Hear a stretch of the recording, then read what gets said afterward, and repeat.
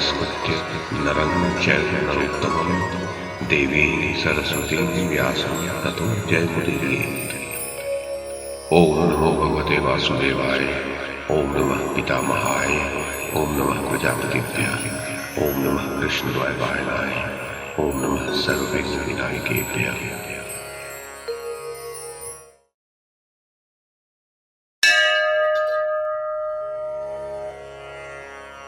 राजा जन्मेजय ने पूछा, ब्राह्मण, पितामह भीष्म को पांचाल राजकुमार शिखंडी के हाथ से मारा गया सुनकर राजा धृतराष्ट्र तथा उनके पुत्र दुर्योधन ने क्या किया, वो सब प्रसंग आप मुझे सुनाइए। वैशंपायन जी बोले, राजन, भीष्म जी की मृत्यु का समाचार सुनकर राजा धृतराष्ट्र नितांत चिंता और शोक में डूब गए। उनकी सारी शांति नष्ट हो गई। रात दिन उन्हें दुख का ही विचार रहने लगा। इतने में ही उनके पास विशुद्ध हृदय संजय आया। वह कौरवों की छावनी से रात्रि में ही हस्तिनापुर पहुंचा था। उससे भीष्म जी की मृत्यु का समाचार सुनकर राजा धृतराष्ट्र को बड़ा ही खेद हुआ। वे आतुर होकर रोने लगे और पूछा, तात, महात्मा भीष्म जी के लिए अत्यंत शोकातुर होकर कौरवों ने क्या किया? वीर पांडवों की विशाल और विजयनी वाहिनी तो तीनों लोकों में अत्यंत भय उत्पन्न कर सकती है। अब भला दुर्योधन की सेना में ऐसा कौन महारथी है जिसकी उपस्थिति में ऐसा महान भय सामने आने पर भी वीरों का धैर्य बना रहे? संजय ने कहा, राजन, भीष्म जी के मारे जाने पर आपके पुत्रों ने क्या क्या किया वो सब आप ध्यान देकर सुनिए। उनका निधन होने पर कौरव और पांडव दोनों ही अलग विचार करने लगे। उन्होंने क्षात्र धर्म की निंदा करते हुए महात्मा भीष्म जी को प्रणाम किया। तदुपरांत उनकी रक्षा का प्रबंध कर आपस में ही उनकी चर्चा करते रहे। तदनंतर पितामह की आज्ञा होने पर उनकी प्रदक्षिणा करके वे पुनः आपस में युद्ध करने के लिए कमर कसकर चल दिए। थोड़ी ही देर में तुरही और भेरियों की ध्वनि के साथ आपके पुत्रों की और पांडवों की सेनाएं युद्ध करने के लिए निकल पड़ी। राजन, आपके पुत्र और आपकी नासमझी के कारण तथा भीष्म जी का वध हो जाने से अब कौरव और उनके पक्ष के सब राजा मृत्यु के समीप जा पहुंचे हैं। भीष्म जी को खोकर उन सभी को बड़ा शोक हुआ है। उनके न रहने से कौरवों की सेना भी अनाथ सी हो गई है। जिस प्रकार कोई विपत्ति आ पड़ने पर अपने बंधु ही स्मरण आते हैं, उसी प्रकार पितामह भीष्म के बाणशैया पर लेट जाने के पश्चात कौरव वीरों का ध्यान कर्ण की ओर गया, क्योंकि वह भीष्म के समान ही गुणवान तथा समस्त शस्त्रधारियों में श्रेष्ठ और अग्नि के समान तेजस्वी था। कर्ण 2 रथियों के तुल्य था, किंतु भीष्म जी ने बलवान और पराक्रमी रथियों की गणना करते समय उसे अर्धरथी ठहराया था। इस कारण से 10 दिन तक, जब तक पितामह ने युद्ध किया, महायशस्वी कर्ण ने संग्राम भूमि में पैर नहीं रखा था। तदनंतर सत्य प्रतिज्ञ भीष्म जी के धराशायी होने पर आपके पुत्रों ने कर्ण का स्मरण किया और वे अब तुम्हारे युद्ध करने का समय आ गया है कहकर कर्ण कर्ण पुकारने लगे।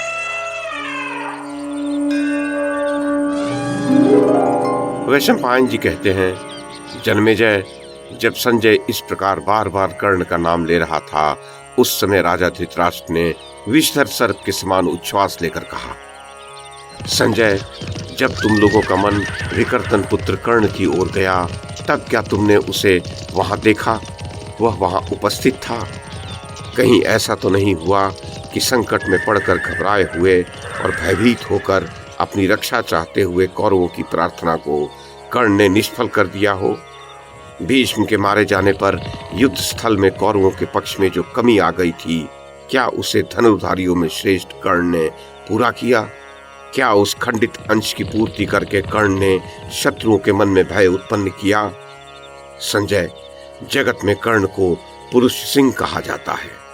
क्या उसने रणभूमि में शोकार्त होकर विशेष रूप से क्रंदन करने वाले अपने उन बंधुजनों की रक्षा एवं कल्याण के लिए अपने प्राणों का परित्याग करके मेरे पुत्रों की विजयाभिलाषा को सफल किया?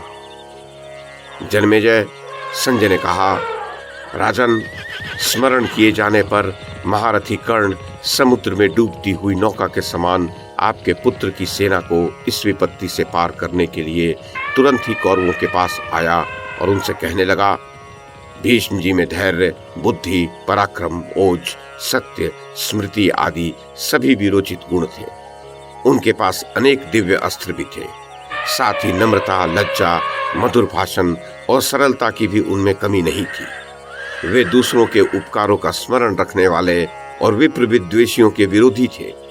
उनके शांत हो जाने से तो मुझे अब वीरों का अंत हुआ सा दिखाई देता है। महाराज, ऐसा कहकर तथा महाप्रतापी भीष्म जी के निधन और कौरवों की पराजय का विचार करके कर्ण को बड़ा ही खेद हुआ और वह नेत्रों में अश्रु भरकर लंबे लंबे निश्वास खींचने लगा।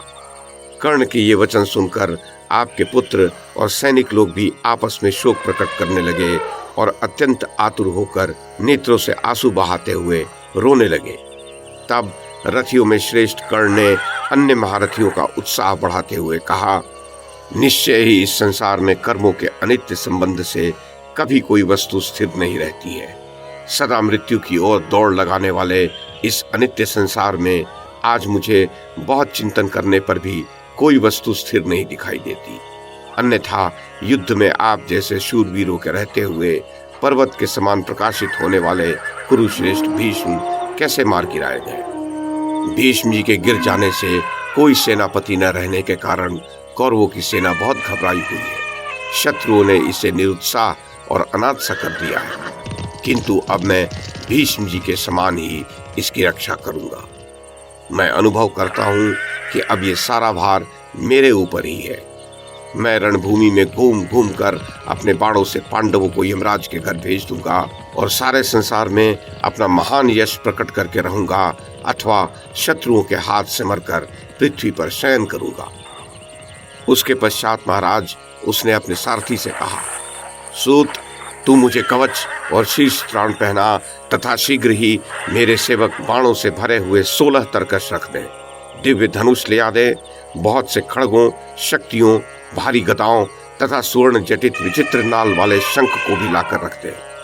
सूत पुत्र, तुम शीघ्र ही मेरे लिए श्रेष्ठ एवं शीघ्रगामी अश्व ले आओ, जो श्वेत मेघों के समान उज्जवल तथा मंत्रपूत जल से नहाए हुए हो, शरीर से हृष्ट पुष्ट हो और जिन्हें स्वर्ण के आभूषणों से सजाया गया हो। रण यात्रा की सारी आवश्यक सामग्री, दही से भरे हुए कांस और सुवर्ण के पात्र आदि सब कुछ शीघ्र ले आओ। ये सब लाने के पश्चात मेरे गले में माला पहना विजय यात्रा के लिए तुम लोग तुरंत नगाड़े बजवा दो। सूत, ये सब कार्य करके तुम शीघ्र ही रथ लेकर उस स्थान पर चलो जहाँ किरीटधारी अर्जुन, भीमसेन, धर्मपुत्र युधिष्ठिर तथा नकुल सहदेव खड़े हैं। वहां युद्ध स्थल में उनसे भिड़कर या तो उन्हीं को मार डालूंगा या स्वयं ही शत्रुओं के हाथ से मारा जाकर भीष्म जी के पास चला जाऊंगा। राजन, ऐसा कहकर कर्ण वायु के समान वेगशाली उत्तम अश्वों से जुते हुए, कुबर और पताका से युक्त, स्वर्ण भूषित, सुंदर, समृद्धिशाली, सुदृढ़ तथा श्रेष्ठ रथ पर आरूढ़ हो युद्ध में विजय पाने के लिए चल दिया। उस समय देवगणों से इंद्र की भांति समस्त कौरवों से पूजित हो रथियों में श्रेष्ठ भयंकर धनुर्धर महामनस्वी कर्ण युद्ध की उस भूमि में गया जहां भरत शिरोमणि भीष्म का देहावसान हुआ था। स्वर्ण, मुक्ता, मणि तथा रत्नों की माला से अलंकृत सुंदर ध्वजा से सुशोभित उत्तम अश्वों से जुते हुए तथा मेघ के समान गंभीर घोष करने वाले रथ के द्वारा अमित तेजस्वी कर्ण विशाल सेना साथ लिए युद्ध भूमि की ओर चल दिया।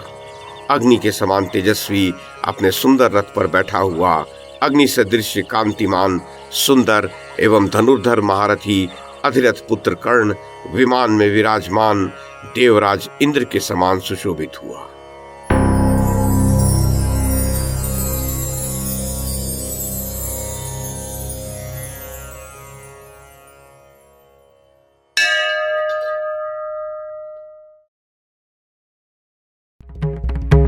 YouTube के माध्यम से महाभारत की कथा को एक श्रृंखला के रूप में प्रस्तुत करने का हमारा ये प्रयास यदि आपको सराहनीय लगा हो तो कृपया इस कड़ी को लाइक और शेयर करें, चैनल को सब्सक्राइब करें और बेल आइकन को दबाएं। साथ में अन्य लोगों को भी देखने के लिए प्रेरित करें। धन्यवाद और नमस्कार।